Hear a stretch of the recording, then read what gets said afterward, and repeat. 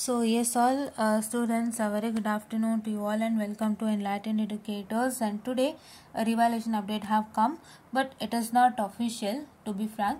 So ನಮಗೆ ಹೊರಗಡೆಯಿಂದ ಬಂದಿರೋಂಥ photo ಇದು. So this is not officially released on the VTU website. So when it is released on the VTU website, so then it is told that you can start applying for evaluation. But this is also a true circular, don't worry. So ಇದು ಕೂಡ true ಸರ್ಕ್ಯುಲರೇನೆ. ಇದನ್ನ VTU ವೆಬ್ಸೈಟಿಗೆ ಇನ್ನೂ ಹಾಕಿಲ್ಲ ಅಷ್ಟೇನೆ.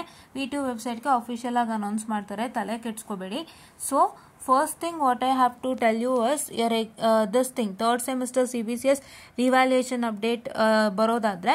So online submission of revaluation of answer script application by the colleges, so it starts from 8/5/2024 to ends at 11/5/2024. And then so submission of revaluation of answer scripts with application with penalty of 500. So 30/5/2024 ಇಂದ start ಆಗಿ 14/5/2024 ಗೆ end ಆಗುತ್ತೆ. So ಈ ಒಂದು update ಇವತ್ತಿಂದ ಆಗಿದೆ. And ಈ circular ಬಂದು it is a true circular. ಈ ಸರ್ಕ್ಯುಲರ್ ಖಂಡಿತ VTU ವೆಬ್ಸೈಟ್ಗೆ ಅಪ್ಲೋಡ್ ಆಗುತ್ತೆ, ಪ್ಲೀಸ್ ವೆಯ್ಟ್ ಮಾಡಿ. Fine, okay. ಆ್ಯಂಡ್ ಇನ್ನೊಂದು ಮ್ಯಾಟ್ರನ್ನ ನಾನು ನಿಮ್ಮೆಲ್ಲರ ಹತ್ರ ಶೇರ್ ಮಾಡ್ಕೊಳ್ಳೇಬೇಕು. ಸೊ ಈಗ ರಿವ್ಯಾಲ್ಯೂಯೇಷನಿಗೆ ಅನೌನ್ಸ್ ಆಗಿದೆ, ನಿಮ್ಮ ಕೆಲಸ ರಿವ್ಯಾಲ್ಯೂಯೇಷನ್ಗೆ ಹಾಕುವಂಥದ್ದು. ಆ್ಯಂಡ್ ನಿಮಗೆ ರಿಸಲ್ಟ್ಸ್ ಯಾವಾಗ ಬಂದಿದೆ? ಸೆಕೆಂಡ್ ಬಂದಿದೆ ರಿಸಲ್ಟ್ಸ್ ಅಲ್ವಾ? ಸೊ ಸೆಕೆಂಡ್ ಬಂದಿದೆ. ಸೊ ಸೆಕೆಂಡಿಂದ 8th ಅಂದರೆ ಎಷ್ಟು ದಿನ ಗ್ಯಾಪು?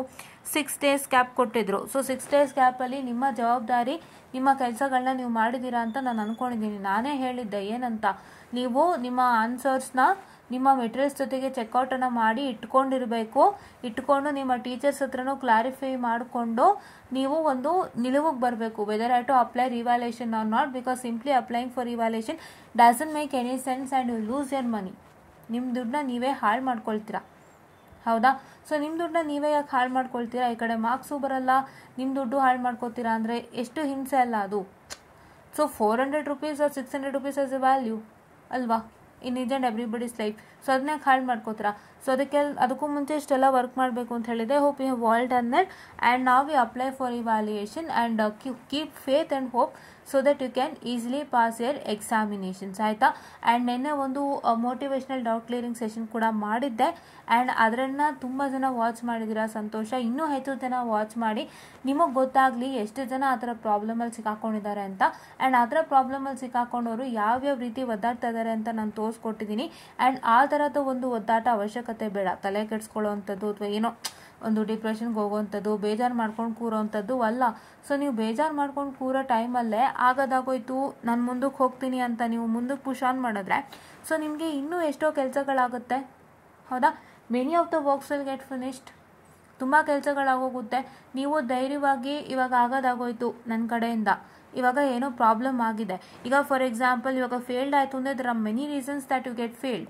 ಕೆಲವ್ರು ಓದಿರಲ್ಲ, ಕೆಲವರು ಚೆನ್ನಾಗಿ ಬರ್ದಿದ್ರೆ VTU ಕಡೆಯಿಂದ ಮಾರ್ಕ್ಸ್ ಕೊಟ್ಟಿರಲ್ಲ, ಬೇಕು ಅಂತಲೇ ಫೇಲ್ಡ್ ಮಾಡಿರ್ತಾರೆ.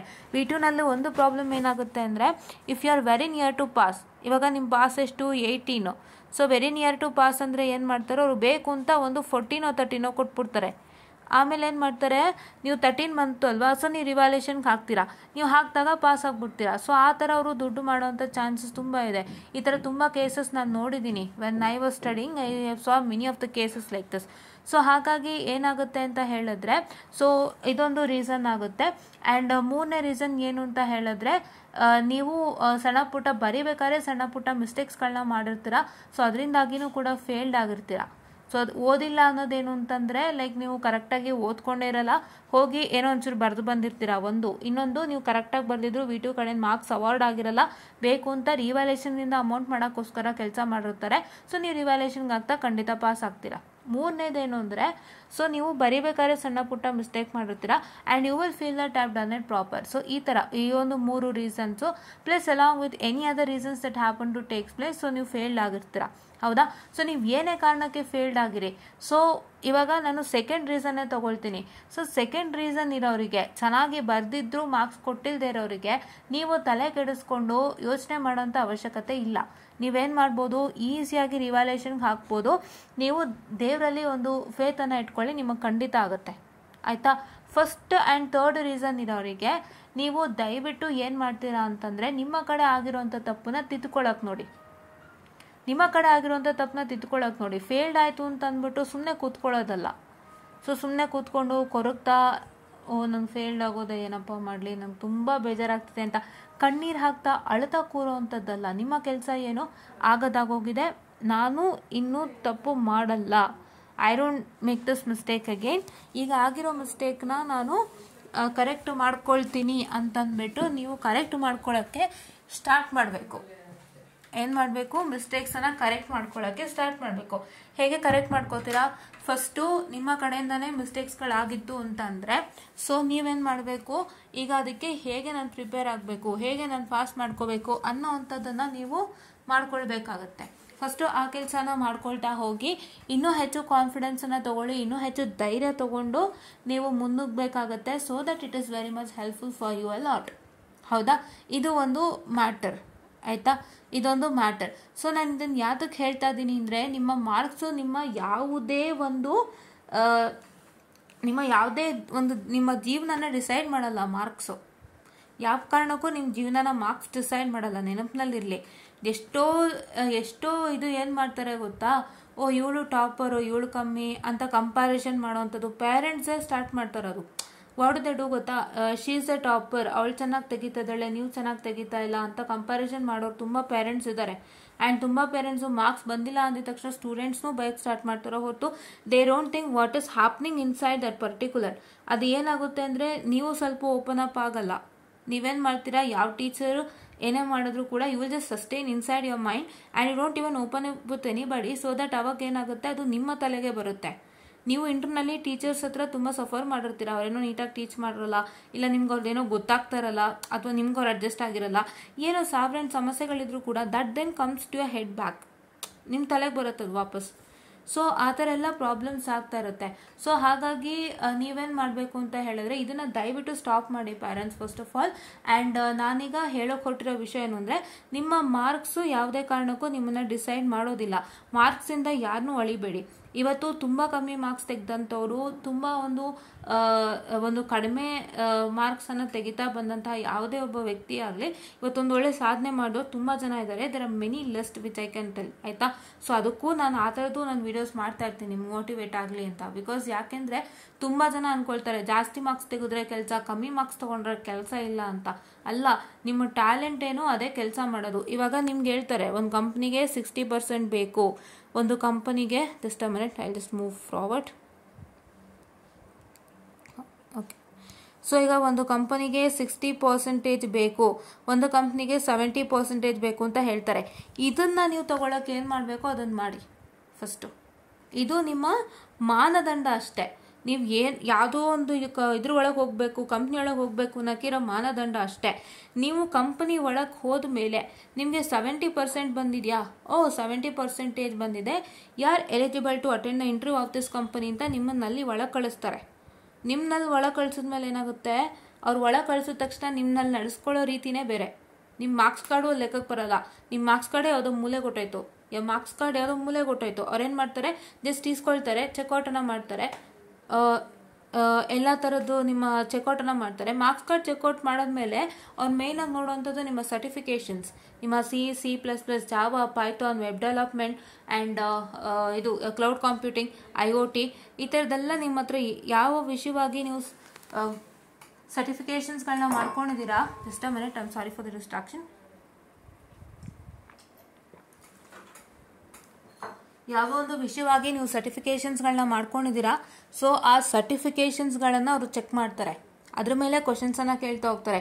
ಅವರು ನಿಮ್ಮಲ್ಲಿ ಇಡೋವಂಥ ಎಕ್ಸ್ಪೆಕ್ಟೇಷನ್ ಒಂದೇ, you should be talented, you should meet the needs of the company. ಇಷ್ಟೇ ಮ್ಯಾಟರ್. ನೀವು ಅದ್ರ ಕಡೆ ಗಮನ ಕೊಡಬೇಕು. ನಿಮಗೆ ಬಿ ಸಿಲೆಬಸ್ ಹೆಂಗಿದೆ ಗೊತ್ತಾ, ಎಷ್ಟೋ ಸಬ್ಜೆಕ್ಟ್ಸ್ಗಳು ನಿಮ್ಮ ಫ್ಯೂಚರ್ಗೆ ಉಪಯೋಗಕ್ಕೆ ಬರಲ್ಲ. ಅದು ನಿಮಗೆ ಗೊತ್ತಾಗ್ತಾ ಇಲ್ಲ. ಎಜುಕೇಷನ್ ಸಿಸ್ಟಮ್ ಹೇಗಾಗಿದೆ ಅಂದರೆ, ಬೀದ್ ಎಸ್ಪೆಷಲಿ ಹೆಂಗಾಗಿದೆ ಅಂದರೆ, ಎಷ್ಟೋ ಸಬ್ಜೆಕ್ಟ್ಗಳಿದೆ which is not applicable for a future. ನೀವು ಯಾವ ಕಂಪ್ನಿಗೆ ಹೋದ್ರೂ ಅದು ಲೆಕ್ಕಕ್ಕೆ ಬರಲ್ಲ. ಅದನ್ನು ಜಸ್ಟ್ ನೀವು ಓದಬೇಕು, ಪಾಸ್ ಮಾಡಬೇಕಷ್ಟೇ. Say for example network analysis, say for example signals and system, say for example kind of ಯಾವುದದು DSP, ಈ ಥರ ಒಂದಿಷ್ಟು ಸಬ್ಜೆಕ್ಟ್ಗಳಿದ್ದಾವೆ. So what doesn't you don't apply those concepts in future. ಎಲ್ಲೋ ನೀವು DSP ಒಂಚೂರು ಅಪ್ಲೈ ಮಾಡ್ಬೋದೇನೋ, but there are few of the subjects which is not applicable for a futures. So ನೀವೇನು ಮಾಡ್ತೀರಾ, ಅಂಥ ಸಬ್ಜೆಕ್ಟ್ಗೂ ಸ್ಟ್ರೆಸ್ ಮಾಡ್ತಾ ಹೋಗ್ತೀರಾ. ನಾನು ಯಾವಾಗಲೂ ನಿಮ್ಗೆ ಏನು ಹೇಳ್ತಿದ್ದೆ, I have told you that which are the subjects which doesn't help you in the future. You have to study how much you require. ನೀವು ಅಂಥ ಸಬ್ಜೆಕ್ಟ್ಸ್ಗೆ ಇಂಪಾರ್ಟೆಂಟ್ ಕ್ವಶನ್ಸ್ ತರೋದು, ಬೈಹ್ಯಾಟ್ ಮಾಡಿ ಬರೆಯೋದು, ಏನೋ ಒಂದು ನಿಮ್ಮ ಹೇಗೆ ಬರುತ್ತೆ ಅದನ್ನು ನೀವು ಮಾಡಬೇಕಾಗುತ್ತೆ. ಆದರೆ ಯಾವ ಸಬ್ಜೆಕ್ಟು ತುಂಬ ಇಂಪಾರ್ಟೆನ್ಸ್ ಇದೆ, say for example ARM microcontroller and embedded system, operating system, ಈಗ ನೀವು ಕಲಿತಾ ಇರೋಂಥ 8051 ಮೈಕ್ರೋ ಕಂಟ್ರೋಲರ್ ಅಂತ ಹೆಸರು. So it is also called as 8051 microcontroller. And ಈಗ ನೀವು ಕಲಿತಾ ಇರುವಂತಹ ಒಂದು subject which is nothing but computer organisation and architecture. And ಹೀಗೆ in future microwave theory and antenna ಕಲಿತೀರಾ, ಆ್ಯಂಡ್ ಡಿಜಿಟಲ್ ಎಲೆಕ್ಟ್ರಾನಿಕ್ಸ್ ಎಲ್ಲ ಕಲ್ತಿದ್ದೀರಾ. So that is also very much helpful for you, ಹೌದಾ, right? Okay. So and control system ಸ್ವಲ್ಪ concepts use ಆಗುತ್ತೆ. So ಈ ಥರ so ಯಾವ್ಯಾವ ಸಬ್ಜೆಕ್ಟು ಹೆಲ್ಪಿಗೆ ಬರುತ್ತೆ ಅಂಥ ಸಬ್ಜೆಕ್ಟ್ಗಳನ್ನ ನೀವೇನು ಮಾಡಬೇಕು ಅಂದರೆ ಚೆನ್ನಾಗಿ ಓದ್ಕೊಳ್ಬೇಕು. ಈ ಥರ ಒಂದು ಮಾಡೋ ಮುಖಾಂತರ ನೀವು ಒಂದು 60 ಅಥವಾ 70% ದಾಟಿಸ್ಬೇಕು. ಯಾವುದರಲ್ಲಿ? ಬಿನಲ್ಲಿ. ನಿಮ್ಮ ಮೇನ್ ಕಾನ್ಸಂಟ್ರೇಷನ್ ಏನು? ನಿಮ್ಮ ಮೇನ್ ಕಾನ್ಸಂಟ್ರೇಷನ್ ಏನು ಅಂದರೆ ನಿಮ್ಮ ಟ್ಯಾಲೆಂಟು, ನಿಮ್ಮ ಟ್ಯಾಲೆಂಟ್ಗೆ ಸಿಗೋವಂಥ ಕೆಲಸ ಆ್ಯಂಡ್ ನಿಮ್ಮ ಟ್ಯಾಲೆಂಟ್ಗೆ ಸಿಗೋವಂಥ salary, not for your marks. ನಿಮಗೆ 70% ಬಂತು ಅಂತ ಯಾರು ಇಲ್ಲಿ ಮಾರ್ಕ್ಸ್ ಕೊಡಲ್ಲ, ಹೌದಲ್ವಾ? ನಿಮಗೆ 70% ಬಂತು ಅಂತ ಯಾರು ನಿಮಗೆ ಮಾರ್ಕ್ಸ್ ಕೊಡಲ್ಲ. ಅವರು when you enter into the interview they try to dig you out by asking the questions on various concepts, right? Various concepts. E&C ಕಂಪನಿಗಳಾದ್ರಂತೂ ಫುಲ್ಲು ಹೇಳಿದ್ನಲ್ಲ, microwave theory and antenna and with respect to communication, PCS, DC, digital communication, ಈ ಥರ ಒಂದು ಸಬ್ಜೆಕ್ಟ್ಸ್ಗಳು, ಮತ್ತು ನಿಮ್ಮ digital electronics ಆಗಿರ್ಬೋದು, ನಿಮ್ಮ optical communication ಆಗಿರ್ಬೋದು, ಆಪ್ಟಿಕಲ್ ಕಮ್ಯುನಿಕೇಷನು, ವೈರ್ಲೆಸ್ ಕಮ್ಯುನಿಕೇಷನ್ ಓದ್ತಾ ಇದ್ದೀರಾ 8th ಸೆಮ್ ಮಕ್ಕಳು. ಸೊ ಅವ್ರದ್ದು ಸೊ ಆ ಥರ topics, fibre optics and networks ಆಗಿರ್ಬೋದು, that's also called as optical communication. So ಆ ಥರ ಸಬ್ಜೆಕ್ಟ್ಸ್ಗಳ ಮೇಲೆ ನಿಮಗೆ ಕ್ವಶನ್ಸನ್ನು ಡಿಗ್ ಮಾಡ್ತಾ ಹೋಗ್ತಾರೆ. ಆ್ಯಂಡ್ ನೀವು ಕಲ್ತಿರೋ ಸರ್ಟಿಫಿಕೇಷನ್ಸ್ ಮೇಲೆ ಕ್ವಶನ್ಸನ್ನು ಡಿಗ್ ಮಾಡ್ತಾ ಹೋಗ್ತಾರೆ. ಸೊ ನಿಮ್ಮ ಇಂಟರ್ವ್ಯೂ ಬಂದು ಕಂಪ್ಲೀಟು ನಿಮ್ಮ ಬಿಗೆ ಸಂಬಂಧನೇ ಇರೋದಿಲ್ಲ. It is all different. But ನೀವು ನಿಮ್ಮದೇ ಒಂದು ಬ್ರಾಂಚ್ದು ಕಂಪನೀಸ್ ಅಟೆಂಡ್ ಮಾಡುವಾಗ ಸೊ ನೀವೇನು ಮಾಡಬೇಕಾಗುತ್ತೆ ಅಂತ ಹೇಳಿದ್ರೆ, you have to keep some subjects as important subjects. ಅದು ನಿಮಗೆ ಗೊತ್ತಾಗ್ಬಿಡುತ್ತೆ ಯಾವುದು ಅಂತ. ಸೊ ಅದನ್ನೆಲ್ಲಾನು ನೀವು ಇಟ್ಕೊಂಡು ಏನು ಮಾಡಬೇಕಾಗುತ್ತೆ, you have to study for that, ಆಯಿತಾ? For computer science students almost whatever they study in engineering is very important for future. Computer ಸೈನ್ಸ್ನವರಿಗೆ ಯಾವ್ಯಾವ್ದು ಓದ್ತಾರೋರು ಇಡೀ 4 ವರ್ಷ ಅವ್ರು ಏನು ಓದ್ತಾರೆ, ಇಡೀ 3 ವರ್ಷ, 4 ಅಲ್ಲ, ಒಂದು ಬೇಸಿಕ್ ಸೈನ್ಸ್ ತೆಗೆಯಣಂತೆ, ಇಡೀ 3 ವರ್ಷ ಏನು ಓದ್ತಾರೆ, ಆ 3 ವರ್ಷ ಓದೋ ಸಬ್ಜೆಕ್ಟ್ ಎಲ್ಲ ಅವ್ರಿಗೆ ಲೈಫ್ ಲಾಂಗ್ ಬೇಕೇ ಬೇಕಾಗುತ್ತೆ. ಬಟ್ ನಿಮ್ಮ E&C ಸ್ಟೂಡೆಂಟ್ಸ್ಗಾದರೆ ಹಾಗಲ್ಲ, ಕೆಲವೊಂದು ಬೇಕಾಗುತ್ತೆ, ಕೆಲವೊಂದು ಬೇಕಾಗದೇ ಇರ್ಬೋದು. ಅಂತಹ ಸಬ್ಜೆಕ್ಟ್ಸ್ಗಳನ್ನೆಲ್ಲ ನೀವು ನೋಡ್ಕೊಂಡು ಮಾಡಿಕೊಂಡು 60 to 70% ದಾಟಿಸಿ ಮಿಕ್ಕಿದನ್ನೆಲ್ಲ ನೀವೇನು ಮಾಡಬೇಕಾಗುತ್ತೆ ಅಂತಂದರೆ, ನಿಮ್ಮ ಇಂಟರ್ವ್ಯೂಗೆ ಅಂದರೆ ನಿಮ್ಮ ಸರ್ಟಿಫಿಕೇಷನ್ಸ್ ಕಡೆ ಆಗಿರ್ಬೋದು, ಒಂದು ಕಂಪನಿಯ ಒಂದು ಏನಂತ ಹೇಳ್ತಾರೆ ಸರ್ಟೆನ್ ನೀಡ್ಸನ್ನು ಮೀಟ್ ಮಾಡೋವಂಥದ್ದಾಗಿರ್ಬೋದು, ಈ ಥರ ಕೆಲಸಗಳನ್ನ ನೀವು ಶುರು ಮಾಡ್ತಾ ಹೋಗಬೇಕಾಗುತ್ತೆ. ನೀವೇ ಒಂದಿಷ್ಟು ಕಂಪ್ನಿಗಳನ್ನ ಸೆಲೆಕ್ಟ್ ಮಾಡಿಕೊಂಡು ನನಗೆ ಇದೇ ಕಂಪನಿ ಇಷ್ಟ, ನಾನು ಇಲ್ಲಿಗೆ ಹೋಗಬೇಕು ನೀವು ಸೆಲೆಕ್ಟ್ ಮಾಡ್ಕೊಂತು ಅಂದರೆ ನಿಮ್ಮ ಇಂಟರ್ವ್ಯೂ ಪ್ರೊಸೆಸ್ ಇನ್ನೂ ಸುಲಭ ಆಗುತ್ತೆ. ಇಲ್ಲ ಅಂತಂದರೆ ನೀವು ಕೊನೆ ಗಳಿಗೆಯಲ್ಲಿ ಎಲ್ಲ ಕಂಪ್ನಿಗೂ ಓದ್ತಾ ನಿಮ್ಮ ಮೈಂಡ್ ಚಿತ್ರಾನ್ನ ಮೊಸರನ್ನ ಹೋಗುತ್ತೆ. ಇತ್ಲಾಗ ಒಂದು ಕಂಪ್ನಿನೂ ಸೆಲೆಕ್ಟ್ ಆದಂಗಲ್ಲ, ಎಲ್ಲ ಕಂಪ್ನಿಗೂ ಕಷ್ಟಪಟ್ಟಂಗಾಗುತ್ತೆ. ಸೊ ಒಂದು 4 ಕಂಪನಿ ಟಾರ್ಗೆಟ್ ಆಗಿಟ್ಕೊಂಡು 4 ಕಂಪನಿನೇ ಪ್ರಾಕ್ಟೀಸ್ ಮಾಡ್ತಾ 4 ಕಂಪನಿ ವರ್ಕ್ ಮಾಡ್ತಾ ಇರೋವಂಥ basis and on what basis they are working and what is the company up to, ಇದೆಲ್ಲ ತಿಳ್ಕೊಂಡು ಅವ್ರಿಗೆ ನೀವು ಸ್ಯಾಟಿಸ್ಫೈ ಮಾಡ್ತಾ ಹೋದರೆ ನೀಡ್ಸ್ನ ಸೊ ತುಂಬ ಹೆಲ್ಪ್ ಆಗುತ್ತೆ. ಸೊ ಇಷ್ಟು ನೀವು ಕೆಲಸ ಮಾಡಬೇಕು ಹೊರತು ಕೊರಗ್ತಾ ಕೂರೋದಲ್ಲ. ಕೊರಗ್ತಾ ಕೂರೋದ್ರಿಂದ ಏನೂ ಪ್ರಯೋಜನ ಇಲ್ಲ. ಇನ್ನು ನಿಮ್ಗೆ 5 ಸೆಮಿಸ್ಟರ್ ಇದೆ, ನೆನ್ನೆನೇ ಹೇಳಿದ್ದೀನಿ, ಯು ಕ್ಯಾನ್ ಡೂ ವಂಡರ್ಸ್, ಹೌದಾ? ಆ್ಯಂಡ್ ನಾನು ಯಾಕೆ ಮಾರ್ಕ್ಸ್ ವಿಚಾರಕ್ಕೆ ಬಂದೆ ಅಂತಂದರೆ, ಮಾರ್ಕ್ಸಿಂದ ಅಳಿಯೋಕ್ಕಿಂತ ಟ್ಯಾಲೆಂಟಿಂದ ಅಳಿಯೋದು ತುಂಬ ಇಂಪಾರ್ಟೆಂಟ್. ಇವತ್ತು ಟ್ಯಾಲೆಂಟೆಡ್ ಪರ್ಸನ್ ಬೇಕು, ಮಾರ್ಕ್ಸ್ ಇರೋ ಪರ್ಸನ್ ಬೇಡ. ಒಂದು ಟೈಮಲ್ಲಿ ಮಾರ್ಕ್ಸ್ ಓಡ್ತಾ ಇತ್ತು, ಒಳ್ಳೆ ಮಾರ್ಕ್ಸ್ ಬಂತು ಅಂದರೆ ಕೆಲ್ಸಕ್ಕೆ ತೊಗೊಂಡ್ಬಿಡೋರು ಅಂತ. ಬಟ್ ಇವಾಗ ಹಂಗಿಲ್ಲ. ಇವಾಗ ಯಾರೂ ಮಾರ್ಕ್ಸ್ನ ನೋಡ್ತಾ ಇಲ್ಲ, ಅವ್ರ ಹತ್ರ ಎಷ್ಟು ಟ್ಯಾಲೆಂಟ್ ಇದೆ ಅಂತ ನೋಡ್ತಾ ಇದ್ದಾರೆ. ಇವತ್ತು ನೀವು ನೋಡ್ಬೋದು ರೆಸೆಷನ್ ಆಗ್ತಾ ಇದೆ. ರೆಸೆಷನ್ ಎಲ್ಲರಿಗೂ ಆಗ್ತದೆ. It is not for the one person who is not working hard in the company. It's also for the persons who are working hard for the company without their knowingness, ಅಂದರೆ ಅವ್ರಿಗೆ ಗೊತ್ತಿಲ್ಲದಂತೆ ತೆಗಿತಾ ಇದ್ದಾರೆ, ಎಲ್ಲ ಮಾಡ್ತಾ ಇದ್ದಾರಲ್ವಾ. So all those things are happening. So ಇಲ್ಲಿ ಏನು ಮ್ಯಾಟರ್ ಅಂತ ಹೇಳಿದ್ರೆ, ನೀವು ಒಂದು ನೆನಪಿನಲ್ಲಿ ಇಟ್ಕೋಬೇಕು, ನೀವು ಕಂಪನಿಗೆ ಟ್ಯಾಲೆಂಟೆಡ್ ಆಗಿರಬೇಕು, ಕಂಪನಿ ನೀಡ್ಸ್ನೆಲ್ಲ ಮೀಟ್ ಮಾಡಬೇಕು, ಇಷ್ಟು ಕೆಲಸಗಳು ನೀವು ಮಾಡಬೇಕು. ಸೊ ಇದ್ರ ಕಡೆ ಹೆಚ್ಚು ಗಮನ ಕೊಡಿ. ಆ್ಯಂಡ್ ನಿಮ್ಮ ಸಬ್ಜೆಕ್ಟ್ಸ್ನ ನೀವು ಹೇಗೆ ದಡ ಪಾಸ್ ಮಾಡಿಸ್ಬೇಕು ಅಂತ ನಾನು ಆಲ್ರೆಡಿ ಹೇಳ್ಕೊಟ್ಟಿದ್ದೀನಿ. ಯಾವ ಸಬ್ಜೆಕ್ಟ್ ತುಂಬ ಇಂಪಾರ್ಟೆಂಟ್ ಅಲ್ಲ ನಿಮ್ಮ ಫ್ಯೂಚರ್ಗೆ, ಆ ಸಬ್ಜೆಕ್ಟ್ಸ್ನ ನೀವು ಹೇಗೆ ಮಾಡ್ಕೋಬೇಕು ಅಂದರೆ, ಜಸ್ಟ್ ನೀವು ಓದಬೇಕು, ಇಂಪಾರ್ಟೆಂಟ್ ಕ್ವಶನ್ಸ್ಗಳು ಗೊತ್ತು ಹಾಕೊಂಡು ಓದ್ಕೋಬೇಕು. ಇನ್ನು ಬೇರೆದು ಉಳಿಯೋದು ಯಾವುದು ಕೇಳಿಲ್ಲ ಅದನ್ನು ಒಂದ್ಸಲ ಓದ್ಕೊಂಬಂದು ಬರೀಬೇಕಷ್ಟೇ. ಬಟ್ ಅದನ್ನು ನೀವು ಮತ್ತೆ ತಲೆ ಕೆಡಿಸ್ಕೊಳ್ಳೋ ಹಾಗಿಲ್ಲ. ನೀವು ಯಾವ ಸಬ್ಜೆಕ್ಟ್ ತುಂಬ ಇಂಪಾರ್ಟೆಂಟೋ ಅದಕ್ಕೆ ತಲೆ ಕೆಡಿಸ್ಕೊಳ್ಳಿ. ಸೊ ನೀವು ಓದೋ ರೀತಿನ ಬದಲಾಯಿಸ್ಕೊಳ್ಳಿ. ಆವಾಗ ನಿಮಗೆ ತುಂಬ ಹೆಲ್ಪ್ ಆಗುತ್ತೆ. ಆ್ಯಂಡ್ ಯಾರು ಕೊರಗ್ತಾ ಕೂತ್ಕೋಬೇಡಿ, ಯಾರು ಏನಂತಾರೆ ಒಂಥರ ಬೇಜಾರು ಮಾಡ್ಕೊಳ್ತಾ ಕೂತ್ಕೋಬೇಡಿ ನಂದು ಫೇಲ್ಡ್ ಆಗೋಯ್ತು ಎತ್ತ ಅಂತ. ಆ್ಯಂಡ್ ಪೇರೆಂಟ್ಸು ಅಷ್ಟೇ, ಅವ್ರ ಮಾರ್ಕ್ಸಿಂದ ಇವ್ರ ಮಾರ್ಕ್ಸು ಕಂಪೇರ್ ಮಾಡಬೇಡಿ. ಯಾರು ಲೋ ಇರ್ತಾರೆ, ಯಾರು ಆವ್ರೇಜ್ ಇರ್ತಾರೆ ಅವರೇ ಒಂದಲ್ಲ ಒಂದಿನ ಮುಂದಕ್ಕೆ ಬರೋವಂಥ ಇದಿದೆ. ಸೊ ತುಂಬ ಜನ ಆ ಥರ ಮುಂದೆ ಬಂದಿದ್ದಾರೆ. ಸೊ ಯಾರನ್ನು ಅವರ ಮಾರ್ಕ್ಸಿಂದ ಅಳಿಬೇಡಿ, ಅವರ ಟ್ಯಾಲೆಂಟನ್ನು ಗುರ್ಸೋಕ್ಕೆ ಟ್ರೈ ಮಾಡಿ, ಹುಡ್ಕಕ್ಕೆ ಟ್ರೈ ಮಾಡಿ. ಆ್ಯಂಡ್ ನೀವೂ ಅಷ್ಟೇ ಕಡಿಮೆ ಆಯಿತು ಅಂತ ದುಃಖಪಟ್ಟು ಕೂತ್ಕೊಳ್ಳೋದಲ್ಲ, ನಿಮ್ಮೊಳಗಿರೋ ಹಿಡನ್ ಟ್ಯಾಲೆಂಟ್ನ ನೀವು ಹುಡುಕ್ತಾ ಹೋಗೋಕ್ಕೆ ಸ್ಟಾರ್ಟ್ ಮಾಡಿ. ನೀವೇ ಒಂದು ವೇದಿಕೆನ ಹುಡುಕ್ತಾ ಹೋಗಿ. So that you get a very good life in your future ಅಂತ ಹೇಳ್ತಾ. ಸೊ ಇದಿಷ್ಟು ಇವತ್ತಿನ ಒಂದು ಮ್ಯಾಟರ್ ಆಗಿತ್ತು. ಸೊ ನಾನು ಯಾಕೆ ಇದನ್ನು ಹೇಳ್ತಾ ಇದ್ದೀನಿ ಅಂದರೆ ನಿಮ್ಮೆಲ್ಲರಿಗೂ ಒಂದು ಮೋಟಿವೇಶನ್ ಸಿಗಲಿ ಅಂತ. ಬಿಕಾಸ್ ತುಂಬ ಜನ ಕೊರಗ್ತೀರಾ, ಒದ್ದಾಡ್ತೀರಾ, ಏನೇನೂ ಇಲ್ಲ ಇಂಜಿನಿಯರಿಂಗು, ಅದಲ್ಲಿ ನೀವು ಸುಮ್ಮನೆ ಒದ್ದಾಡ್ತಾ ಕೊರಗ್ತಾ ಹಿಂಸೆ ಪಡ್ತಾ ಎಲ್ಲನೂ ಮಾಡ್ತಿರ್ತೀರ. ಬಿಕಾಸ್ ಆ ಥರ ಒಂದು ಎನ್ವಿರಾನ್ಮೆಂಟ್ ನಿಮ್ಮಲ್ಲಿ ಕ್ರಿಯೇಟ್ ಆಗೋಗಿರುತ್ತೆ. ಆ ಎನ್ವಿರಾನ್ಮೆಂಟಿಂದ ಆಚೆ ಬಂದು ನೀವು ಇರೋ ಫ್ಯಾಕ್ಟ್ನ ತಿಳ್ಕೊಳ್ಳೋ ಅಷ್ಟರಲ್ಲೇ ತುಂಬ ಸಮಯ ಆಗೋಗಿರುತ್ತೆ. And you will be having reached your end of the engineering, ಆ ಥರ ಹೋಗಿರುತ್ತೆ. ಸೊ ಹಾಗಾಗಿ ಯಾವುದೇ ಥರ ಸ್ಟ್ರೆಸ್ ಬೇಡ, ನಿಧಾನಕ್ಕೆ ಮಾಡ್ಕೊಳ್ಳಿ. ಫೇಲ್ಡ್ ಆದವ್ರು ಕೊರಗಬೇಡಿ. ನನ್ನ ಹತ್ರನೇ ವೀಡಿಯೋಸ್ಗಳಿದೆ ನೆಟ್ವರ್ಕ್ಗೆ ಮತ್ತು DST ಯೂಸಿಂಗ್ ವೆರಿಲಾಗ್ಗೆ. ಸೊ ಆ ವೀಡಿಯೋಸ್ಗಳನ್ನೆಲ್ಲ ನೀವು ವಾಚ್ ಮಾಡ್ತಾ ಹೋಗಿ, ಆಯಿತಾ? ವಾಚ್ ಮಾಡ್ತಾ ಹೋಗಿ. ಅದನ್ನು ನಾನು ಲಾಸ್ಟ್ ವೀಡಿಯೋಲಿ ತೋರಿಸ್ಕೊಟ್ಟಿದ್ದೀನಿ, ಆಚೆ ವೀಡಿಯೋಲ್ಲಿ ತೋರಿಸಿದ್ದೀನಿ ನನ್ನ ಹತ್ರ ಪ್ಲೇಲಿಸ್ಟ್ ಯಾವ್ಯಾವುದು ಇದೆ ಅಂತ ಅಂದ್ಬಿಟ್ಟು, ನೆಟ್ವರ್ಕ್ದು ಮತ್ತು DST ಏನೇನು ವೀಡಿಯೋಸ್ ಇದೆ ಅಂತ ಹೇಳಿ. ಸೊ ಅದನ್ನೆಲ್ಲ ತೋರಿಸಿದ್ದೀನಿ, ಅದನ್ನೆಲ್ಲ ನೋಡ್ತಾ ಹೋಗಿ. ತುಂಬ ಅಂದರೆ ತುಂಬ ಹೆಲ್ಪ್ ಆಗುತ್ತೆ. ಆ್ಯಂಡ್ ದಯವಿಟ್ಟು ಯಾರೂ ಯೋಚನೆ ಮಾಡ್ತಾ ಕೂರಬೇಡಿ, ಇವಾಗಿಂದನೇ ಓದೋಕ್ಕೆ ಸ್ಟಾರ್ಟ್ ಮಾಡಿ. ಈ ಸಲ ನೀವು ಟಾರ್ಗೆಟ್ ಹಾಕ್ಕೋಬೇಕು that you have to clear all your exams without fail. ಎಲ್ಲ ಎಕ್ಸಾಮ್ಸ್ನು ಕ್ಲಿಯರ್ ಮಾಡಿಕೊಂಡು I will be what I can say ಇದು ಬ್ಯಾಕ್ಲಾಗ್ ಫ್ರೀ. ಆ್ಯಂಡ್ ನಾನು ನೆಕ್ಸ್ಟು ಡೈರೆಕ್ಟು 5th ಸೆಮ್ಗೆ ಎಲ್ಲ ನಾನು ಹಾಗೆ ಖಾಲಿ ಹೋಗ್ತೀನಿ. ನಾನು 5th ಸೆಮ್ಗೆ ನನ್ನ ಹತ್ರ ಯಾವ ಸಬ್ಜೆಕ್ಟ್ಸು ಇರಬಾರ್ದು, ಆ ಥರದೊಂದು ಪ್ಲ್ಯಾನನ್ನು ಮಾಡಿಕೊಂಡು ನೀವು ಹೋಗಬೇಕು. ಸೊ ಆ ಥರ ತಯಾರಿ ಮಾಡ್ಕೊಳ್ಳಿ ಅಂತ ಹೇಳ್ತಾ I will just wind up the session all guys, and thank you.